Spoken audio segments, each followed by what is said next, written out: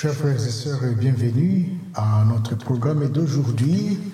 Nous allons une fois de plus entamer ce que nous avons commencé sur la situation de la République démocratique du Congo et nous allons particulièrement continuer notre série sur le pouvoir fantôme de Kabila. Et aujourd'hui, notre sujet est intitulé Goma Sun City inversé, si vous voulez bien.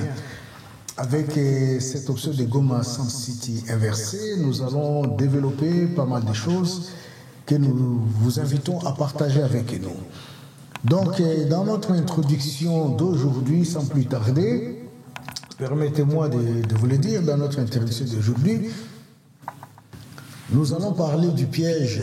Donc, le piège pour l'opposition. Ce n'est pas n'importe quel piège, c'est le piège pour l'opposition. Et ce piège est vraiment quelque chose que nous devons tous regarder avec attention et voir aussi comment est-ce que ce piège peut amener notre opposition dans des très sérieux problèmes dans les jours à venir.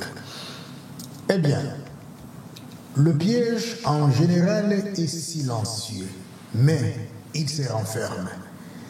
Tandis que Kabila s'installe à Goma, les projecteurs se tournent vers Kinshasa, comme vous le savez, et vers une opposition désemparée. Excusez-moi, je vais d'abord arrêter cette petite machine qui me fait un peu du bruit là-bas. Ok. Voilà. Mes sincères excuses. Et voilà, je disais que voilà, Kabila s'installe à Goma et les projecteurs se tournent vers Kinshasa et vers une opposition désemparée. Car ce que beaucoup n'ont pas vu ou feignent de ne pas voir, c'est que le retour de Kabila n'est pas une provocation, c'est une offre. Une main tendue peut-elle devenir une mainmise? Dans cette cinquième étape de notre décryptage, nous explorons la stratégie la plus perverse et peut-être la plus brillante de Joseph Kabila. Tendre un pont vers une opposition sans boussole pour mieux l'aspirer. Tandis que Goma devient son théâtre silencieux, Kinshasa devient sa caisse de résonance. Car si le pouvoir est une guerre de symboles, alors Kabila vient de poser un acte ou encore il vient de poser un piège politique d'une redoutable efficacité. Il ne s'impose pas, il attire. Et ceux qui approchent son cercle deviennent ses otages idéologiques. Eh bien, parlons un peu de l'offre tactique de Kabila ou encore la politique de l'appât.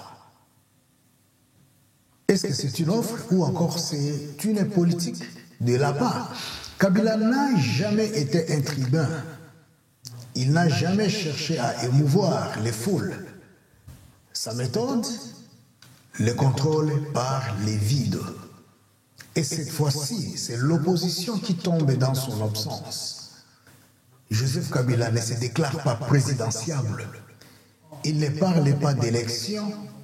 Il ne crée pas de parti. Il ne cherche pas à séduire. Ce qu'il fait, c'est pire pour ses adversaires. Il tend la main à ceux qui ne peuvent pas la refuser.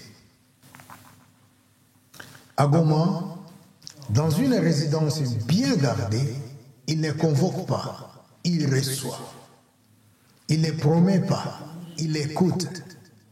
Il ne s'impose pas, il se laisse désirer. Dans une époque où tout le monde crie, celui qui se tait devient une énigme, donc un centre d'attraction. Et autour de lui, lentement, gravite une nouvelle cour faite de frustrés du système, des leaders sans boussole, d'acteurs en quête de positionnement. À Goma, il reçoit des leaders locaux, il reçoit des opposants frustrés il reçoit des chefs coutumiers, il reçoit des diplomates inquiets et j'en passe. Et il dit, si le Congo est en crise, alors parlons entre Congolais. Et cette phrase, simple en apparence, est en réalité un poison stratégique. Pourquoi? Parce qu'en parlant d'unité nationale, de réconciliation, des dialogues congolais, il s'offre comme solution de secours. Il se présente comme l'homme de la dernière chance. Et cela piège l'opposition. Permettez-moi de toucher un autre point, le dilemme de l'opposition. Faut-il aller ou refuser? L'opposition congolaise est face à une impasse historique. Si elle rejoint Kabila à Goma, elle donne corps à sa légitimité nouvelle. Si elle l'ignore, elle se disloque car chacun cherchera sa voie sans axe commun. Katumbi, stratège du Katanga, voit dans Kabila un allié tactique temporaire, mais redoute la stigmatisation internationale. Fayulu, puriste et blessé par l'histoire de 2018, refuse toute compromission, même déguisée. Et Sesanga, éternel outsider, joue la montre. Mais les jeux, lui, ne les attend pas. En d'autres mots, si vous voulez, pour Katumbi, Fayulu, Sesanga et les autres figures de l'opposition, la tentation est grande. Aller à Goma, discuter avec Kabila, chercher une alliance temporaire, voire un front commun contre Tshisekedi. Mais attention, dès l'instant où ils entrent dans ces jeux, ils reconnaissent implicitement la centralité de Kabila. Ils valident son retour comme un acteur légitime. Et dès cet instant, ils ne peuvent plus l'attaquer comme un usurpateur. En allant à Goma, il passe d'opposant au régime, à dépendant d'un ancien président que certains considèrent comme un manipulateur politique. Le piège numéro 2, la désunion programmée. Et s'il refuse, s'il décide de ne pas suivre Kabila, de rejeter le dialogue depuis Goma, alors ils apparaissent comme divisés, sans vision, incapables de proposer une alternative sérieuse. Et Kabila, lui, peut dire à l'opinion, j'ai tendu la main, eux ont préféré l'orgueil. Ils gagnent sur les deux tableaux. S'ils les rejoignent, ils se soumettent. S'ils le rejettent, ils s'affaiblissent. 3 formes de légitimation. Le piège de Kabila n'est pas qu'un choix moral, il est structurel. Voici pourquoi. 1. Légitimation spatiale. En acceptant de venir à Goma, l'opposition déplace le centre politique hors de Kinshasa. 2. Légitimation narrative. En répondant à l'appel du dialogue, elle crédibilise Kabila comme homme de la paix. 3. Légitimation symbolique. En apparaissant sur la même photo, elle valide le retour de celui qu'elle combattait. Donc Kabila transforme l'espace en symbole, le dialogue en piège et le silence en stratégie. Un autre point si vous voulez bien. Parlons un peu des dilemmes individuels.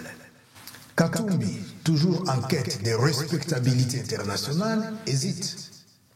Il ne veut pas être l'allié d'un ancien président accusé. Fayoulou, toujours dans une logique de pureté politique, rejette tout dialogue tant que la justice n'a pas tranché. Sessanga, plus discret, regarde le vent tournant, ou encore le vent tourné. Mais aucun d'eux n'a les cartes que Kabila détient. C'est-à-dire quoi? La durée, les réseaux, la mémoire et les flous stratégiques. Ce manque de stratégie commune, que j'appellerais talon d'Achille, est que ce qui rend le piège efficace, c'est l'amateurisme collectif de l'opposition. Il n'y a pas de doctrine. Et ici, je parle de doctrine commune. Il n'y a pas de leadership naturel dans l'opposition. Il n'y a pas de projet de société clair dans notre opposition. Alors, face à un Kabila qui revient avec sa boîte des outils ou encore sa boîte à outils, je cite peut-être quelques outils militaires, par exemple, les outils diplomatiques, les outils symboliques, et devant ça, l'opposition n'a qu'un vieux mégaphone idéologique.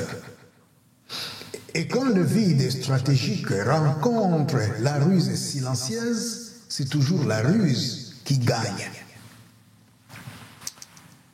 Permettez-moi de toucher un autre point que j'appellerais peut-être l'opposition à découvert. Si vous me permettez ce terme de grâce.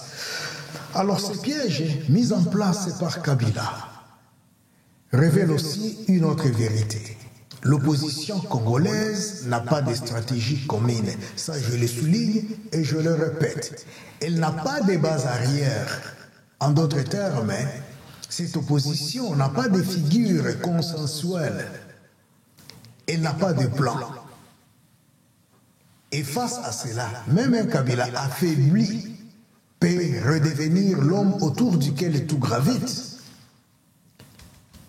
Comme je l'ai dit, face à un Kabila qui revient avec sa boîte à outils militaires, diplomatiques, symboliques, l'opposition n'a qu'un vieux mégaphone idéologique. Et quand les vides stratégiques rencontrent la ruse, je répète encore, quand le vide stratégique rencontre la ruse silencieuse, c'est toujours la ruse qui gagne. Comprenez-moi bien pourquoi est-ce que je répète ça et j'insiste là-dessus. Autrement dit, c'est ici que l'analyse devient brutale. L'opposition congolaise n'a pas de colonne vertébrale. Elle n'a ni projet commun, ni leadership unique, ni base stratégique solide. Cette vacuité fait d'elle une proie facile pour une stratégie aussi sophistiquée que celle de Kabila. Même affaibli, ce dernier paraît plus structuré, plus visionnaire que ses adversaires. Uniquement parce que sont désorganisés. Ils jouent sur la durée, sur la mémoire politique, sur l'art de faire peu, mais avec calcul. En conclusion, ce n'est pas un piège rhétorique, c'est un piège politique, c'est un piège mental, c'est un piège narratif.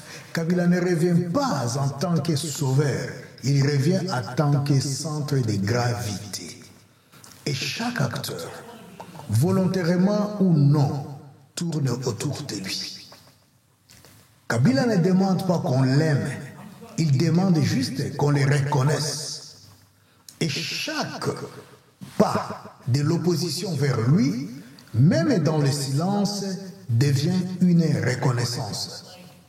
C'est ainsi que le piège fonctionne. Et ce piège ne se renferme pas, ne se referme pas. Que dirais-je? Et ce piège ne se referme pas brutalement. Voilà, ça doit être ça le vrai terme. Ce piège-là ne se referme pas brutalement. Il s'ajuste. Il enveloppe. Il absorbe. Et Joseph Kabila, sans dire un mot de trop, est en train de redessiner la carte politique du Congo en partant de Goma, non pas comme un bastion de rébellion, mais comme une capitale parallèle de légitimation souterraine. Et dans l'épisode 6, nous verrons comment cette mécanique du piège peut s'étendre à l'international avec un Kabila qui commence à redevenir fréquentable aux yeux de certains partenaires étrangers.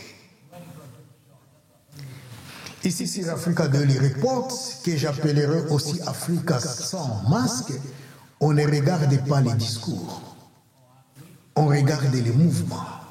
Et ce mouvement-là, c'est celui d'un homme que tout le monde croyait fini, mais qui tient désormais le stylo qui pourrait réécrire le futur de l'opposition.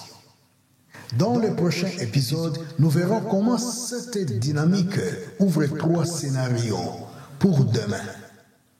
Le négociateur imposé, le procès qui fait exploser l'Est, ou le glissement vers une capitale bis, au contrôle de Kinshasa. Voilà pourquoi est-ce que j'ai dit que Goma est devenu un Sun City inversé. Donc là où Kabila invite les gens comme Sun City, il commence à parler des opposants, ils les mettent tous ensemble dans ce groupe et c'est fini. Et dans le passé avec Kabila le père, nous avons tous vécu une situation où les opposants se sont mis tous d'accord. Certains ont été nommés des ministres, d'autres ont été nommés des directeurs, des directeurs généraux des entreprises, par-ci par-là. Mais après quelques mois, ils les effaçaient sur la liste politique. Ils disparaissaient. Alors, si nos opposants ne font pas attention aujourd'hui, si nos opposants ne savent pas comment avancent les choses, ils risquent aussi de se trouver demain ou après-demain devant le fait, Kabila les engage, il les donne des postes et après cela, ils vont perdre leur crédibilité politique, ils seront complètement effacés, complètement, je le dis bien, effacés de la scène politique congolaise. Alors, chers frères et sœurs, si c'est votre première fois de nous suivre sur Africa Daily Report, que je nommerai aussi Afrique sans masque, abonnez-vous. Cliquez sur la cloche et dès que nous sommes en ligne, vous serez toujours alertés. Et puis finalement, partagez cette vidéo avec les autres amis, connaissances et autres personnes qui veulent nous suivre en direct ou encore en différé. Alors, une fois de plus, je vous rappelle que c'était le piège pour l'opposition. C'était notre topic d'aujourd'hui. Et c'est par là que je vais vous quitter sur cette note très très importante. Si vous voulez savoir notre dicton d'aujourd'hui, là je l'ai posté et je vais le poster sur notre commentaire, mais je peux toutefois vous donner un dicton si vous voulez bien. Non, je laisse. Ça, je le poste là-bas ou encore demain, je vous donne un autre. Mais dans toutes les façons, il y a un questionnaire que j'ai mis là et répondez bien à cette question. Voilà, comme ça marche là, qu'est-ce que vous pensez? Et à vous de choisir si la réponse est A, accepter les dialogues à Goma, si la réponse est B, donc vous refusez tout contact avec Kabila, C, jouer la montre et attendre, D, former une alliance alternative sans Kabila. Faites votre choix et écrivez votre choix dans les commentaires à côté de là où je parle. Donc votez en commentaire et dites pourquoi, selon vous, pourquoi la meilleure analyse sera épinglée dans la communauté ADR. Alors, en plus de cela, dites-nous maintenant, dans votre question à choix multiple, que je mets là avec des petits mégaphones, quelques points d'interrogation selon vous, pas selon moi, selon vous. Quelle est la stratégie la plus risquée pour l'opposition congolaise face au retour de Joseph Kabila. Et je vous lis encore des choix qui vous sont présentés. J'ai choisi 5. 1. Ou encore A. Accepter le dialogue à Goma. B. Refuser tout contact avec Kabila. C. Jouer la montre et attendre. D. Former une alliance alternative sans Joseph Kabila. Et voilà, merci beaucoup mes chers frères et sœurs. C'est là où nous allons nous limiter pour aujourd'hui. Et à la prochaine. Merci pour votre attention particulière. C'était la voix de Odon Boulamba. Merci et au revoir.